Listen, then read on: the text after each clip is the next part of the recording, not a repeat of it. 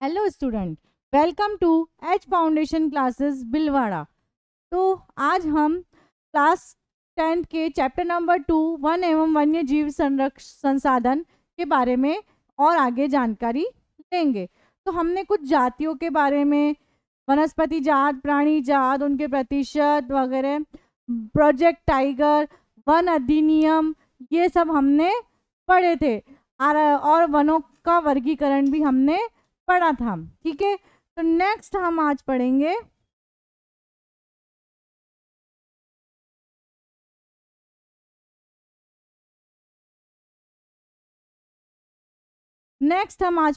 समुदाय और संरक्षण।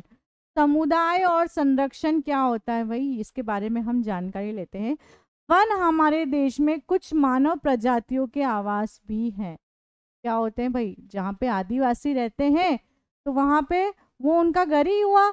जहाँ पे आदिवासी वन, ऐसे वन क्या होते हैं जो जहाँ पर वैसे तो वनस्पति जात और प्राणी जात भी पाए जाते हैं, लेकिन कुछ वनों में क्या होते हैं, मानव का आवास भी होता है वहां पर। तो उसे हम क्या कहेंगे, जैसे आदिवासी क्षेत्र।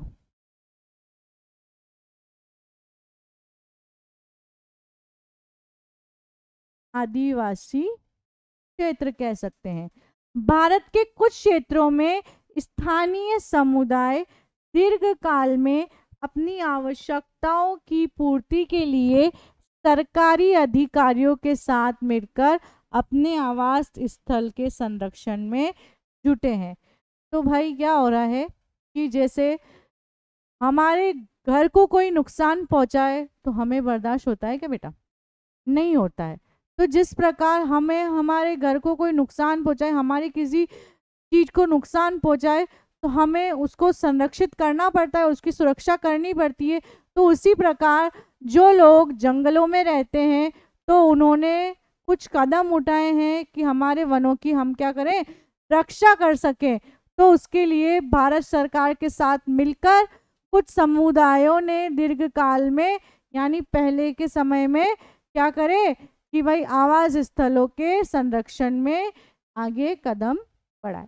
ठीक है, तो थर्ड पॉइंट है सरिस्का बाग रिजर्व में राजस्थान के गांवों में, सरिस्का बाग रिजर्व में राजस्थान के गांवों के लोग वन्य जीव संरक्षण अधिनियम के तहत वहां से खनन कार्य बंद करवाने के लिए संघर्षरत रहे।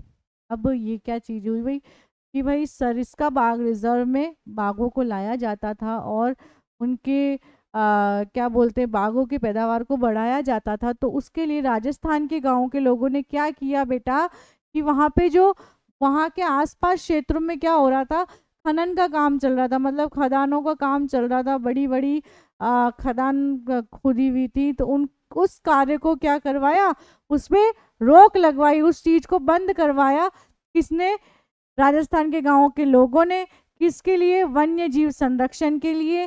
कहाँ पर? सरिस्का बाग रिजर्व में। ठीक है बेटा।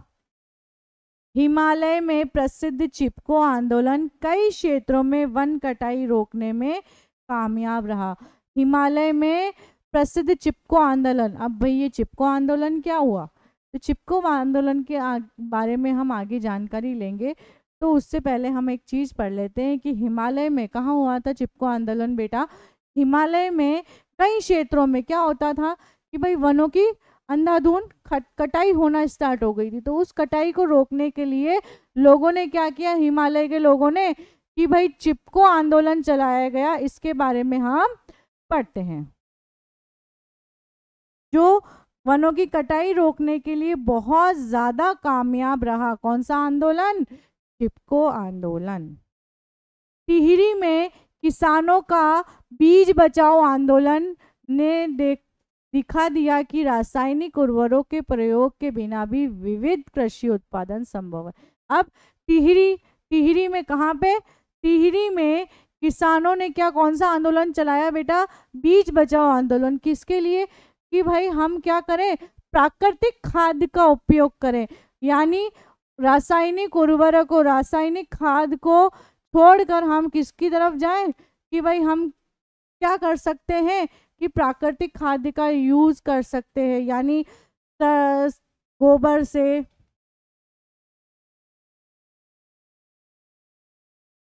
से, ठीक है, सड़े गले कचरे से,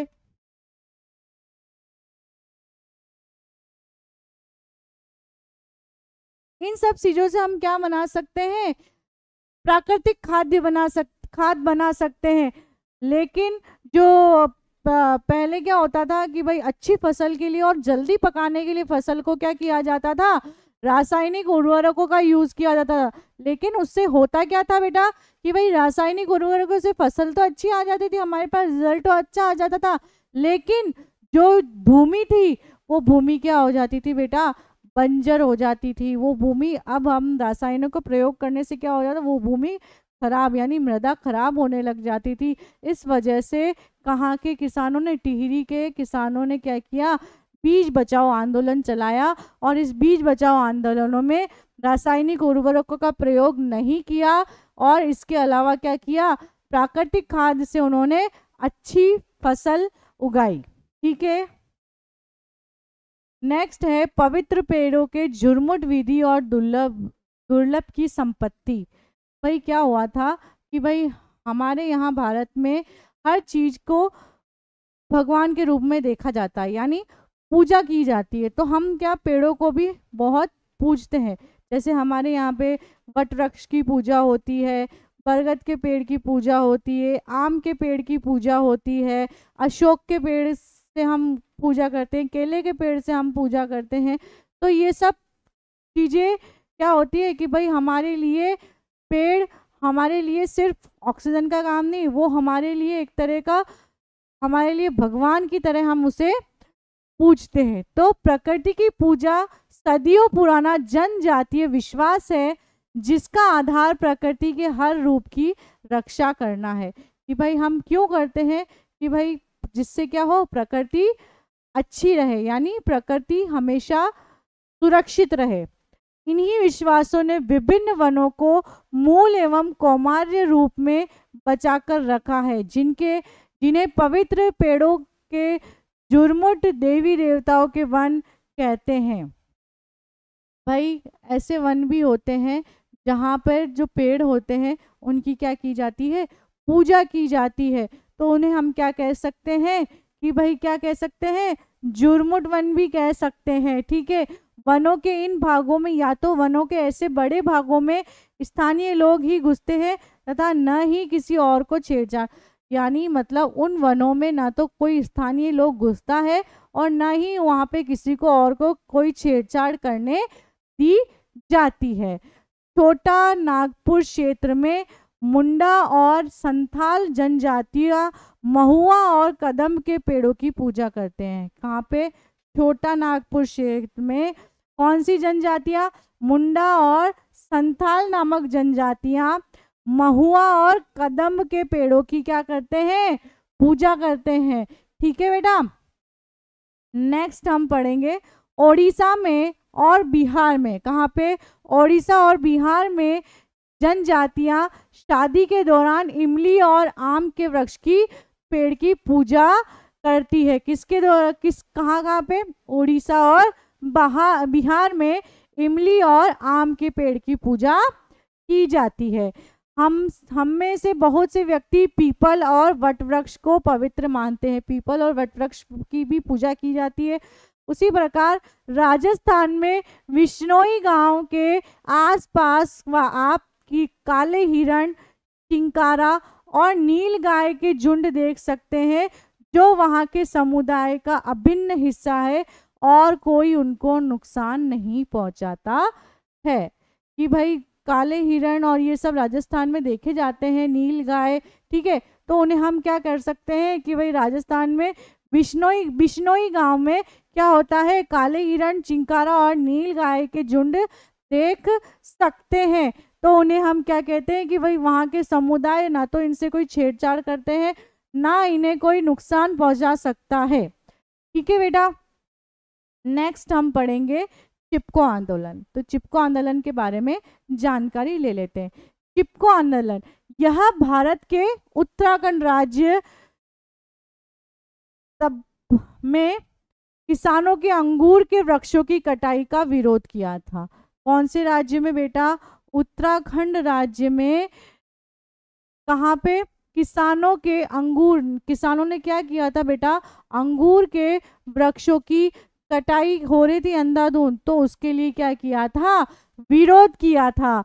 वे राज्य के वन विभागों के ठेकेदारों वनों की कटाई का विरोध कर रहे थे और उन पर अपना परंपरागत अधिकार जता रहे थे कि भाई ये तो वन हमने अपने हाथों से इन्हें वनों को रक्षा करी है, तो हम इन वनों को क्या करने नहीं देंगे? कटाई करने नहीं देंगे। जो वन विभाग वाले और भी ठेकेदार होते हैं वो क्या कर रहे थे? उनकी अंधाधुंध कटाई कर रहे थे। तो उसका विरोध किन्होंने किया था? उत्तराखंड के लोगों ने किया था कि वहाँ पे जो अंगूर के वृक्ष थे उनकी कटाई नहीं की जाए। यह आंदोलन तत्कालीन उत्तर प्रदेश के चमोली जिले में, कौन से जिले में? चमोली जिले में कब हुआ था? सन 1973 में प्रारंभ हुआ था। कब हुआ था बेटा? उत्तर प्रदेश के चमोली जिले में सन 1973 में प्रारंभ हुआ। एक दशक के अंदर यह पूरे उत्तराखंड क्षेत्र में फैल गया। यानी 10 साल के अंदर ये क्या हुआ कि यह पूरे उत्तराखंड क्षेत्र में फैल गया था। चिपको आंदोलन की एक मुख्य बात थी कि इसमें स्त्रियों ने भारी संख्या में भाग लिया था। क्या किया था? कि इसमें स्त्रियों ने क्या किया था? बहुत ज़्यादा भारी मात्रा में भाग लेकर इस आंदोलन का चलाया था। इस आंदोलन की शुरुआत कब हुई थी? 1973 में भारत के सुंदरलाल बहुगुणा तथा श्रीमती गौरा देवी के नेतृत्व में हुई थी। कौन कौन था बेटा? सुंदरलाल बहुगुणा था और कौन थी? श्रीमती गौरा देवी के नेतृत्व में हुई थी। ठीक है बेटा। तो चिपको आंदोलन एक बार वापस पढ़ रहे थे। चिपको आंदोलन उत्तराखंड राज्य में हुआ था। किसानों ने कौन से वृक्षों की कटाई के लिए रोका था इसको? कि भाई अंगूर के वृक्ष की कटाई हो रही थी। ठीक है। तो कौन कर रहा था कटाई? ठेकेदार कर रहे थे वनों की कटाई। ठीक है। तो उन पर अपना परंपरागत अधिकार जता रहे थे लोग बाग। उत्तर प्रदेश के कौन से जिले में? चमोली जिले में। कब? 1973 में उत्तराखंड क्षेत्र में यह एक दशक के अंदर फैल गया था। चिपको आंदोलन की एक मुख्य बात थी कि इसमें सबसे ज्यादा स्त्रियों ने भाग लिया था इस आंदोलन के अंदर, और इसकी शुरुआत 1973 में किसके द्वारा की गई? सुंदरलाल बहुगुणा तथा श्रीमती गौरा देवी के नेतृत्व में हुई थी। नेक्स्ट हम यहीं पे हमारा ये चैप्टर खत्म होता है। Thank you.